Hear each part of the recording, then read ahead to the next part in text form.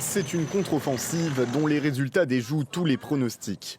Et une stratégie qui, pour l'instant, force le respect même des généraux européens et américains. En quelques jours, l'armée ukrainienne a regagné plus de 6000 km² de territoire perdu. Cela ne représente encore qu'une petite partie des zones conquises par les Russes, mais l'exploit militaire est bien là. Par le passé, l'armée russe s'était déjà retirée de certains endroits pour mieux se regrouper ailleurs. C'est la première fois qu'elle est réellement mise en déroute, comme le reconnaît le ministère russe de la Défense sur ses cartes.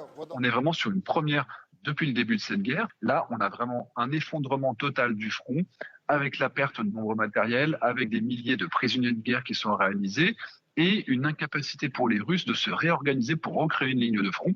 Et c'est pour ça qu'en à peine 2 jours, on a quasiment 70 km d'avancée.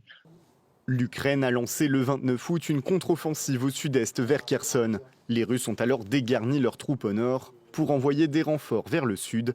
Mais c'est là, au nord justement, que la vraie contre-offensive ukrainienne a commencé le 6 septembre, entrant par Balaklia et enfonçant des Russes affaiblis jusqu'à Izium. L'histoire nous dira plus tard ce qu'il s'est passé. Mais vraisemblablement, cette manœuvre a été très bien montée par les Ukrainiens, qui ont monté une manœuvre que les militaires appellent de déception. J'ai fait croire à l'autre que je faisais quelque chose et moi je fais exactement le contraire. Ils ont réussi à camoufler aux Russes cette contre-attaque. Ils ont réussi à rassembler une masse de blindés d'environ 15 brigades, peut-être 20 à 25 000 hommes, sans même que les Russes s'en aperçoivent.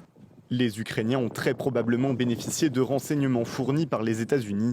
Ces succès montrent que les armements technologiques envoyés par l'Europe et l'Amérique font leurs preuves, même si la guerre est loin d'être finie.